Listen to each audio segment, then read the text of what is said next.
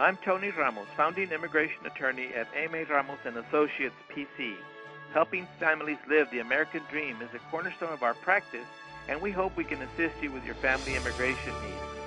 One of the most popular visas is the K visa. The K-1 visa is for a fiancé of a U.S. citizen, and the K-3 visa is for a spouse of a U.S. citizen. Let me explain the different requirements and benefits to each one.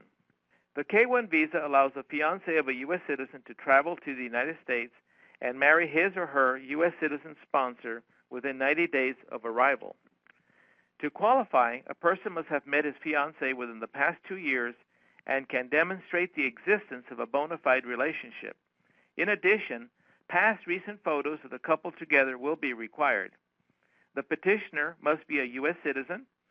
You must demonstrate a genuine intention to marry your fiancée after she arrives in the U.S. and must marry within 90 days of entering the United States. Both petitioner and fiancé are free to marry, and any previous marriages must have been terminated by divorce, death, or annulment. In addition, the alien fiancé must have an international passport and must file for adjustment of status as part of the process. Some of the benefits and privileges for the K-1 visa are as follows. The alien fiancé may work in the U.S., but must apply for a work authorization permit with the U.S. Citizenship and Immigration Services Agency. The children of a fiancé under age of 21 are allowed to enter the U.S. under a K-2 non-immigrant visa. A note of caution to the applicant. If the fiancé and the petitioner do not marry within the 90-day period required, then the fiancé status automatically expires and cannot be extended. The fiancé must leave the United States at the end of a 90-day period if there is no marriage. If the fiancé does not depart the U.S., then he or she is in violation of the U.S. immigration laws and may result in removal proceedings. The K-3 visa allows for the spouse of a U.S. citizen to enter the United States and shorten the separation time between spouses. The applicant who marries a U.S. citizen must apply for the K-3 visa in the country where the marriage took place. Eligibility and requirements for K-3 visa are as follows. The petitioner must be a U.S. citizen of the foreign national spouse. The foreign spouse must be residing outside the U.S. The foreign spouse must be seeking to enter the U.S. to await the approval of an immigrant petition. The petitioner of the U.S. citizen spouse must have already filed an immigrant petition that is currently pending. Benefits and privileges for K-3 visa holders are as follows.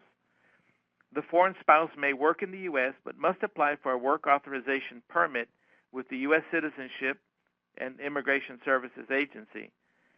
The foreign spouse may reside with the U.S. family while awaiting the approval of the immigrant visa petition. The foreign spouse may travel in and out of the U.S. for short trips, and the foreign spouse may study in the U.S. A K-3 visa is valid for 2 years and can be extended for another 2 years, during which time the applicant may file for adjustment of status to obtain permanent legal U.S. residency. In relation to these two K visas, the K-2 visa is reserved for children of K-1 fiancés, and the K-4 visas are reserved for the children of K-3 spouses. Children are recipients of the K visa applicants and allowed to stay in the U.S. while the parent is in valid K-1 or K-3 status or adjustment of status is pending. As with all visas, each one has specific guidelines and processing guidelines that must be followed. One should consult an attorney for the proper handling of consulate packets and federal administrative processing. Please contact our office today so that we may guide you through the K visa process for your fiancé or spouse. For a free initial consultation, please call us at area code 956-725-5166 or toll free in the United States at 1-888-878-4727 or 1-888-US-VISAS. I'm Tony Ramos. Thank you for listening.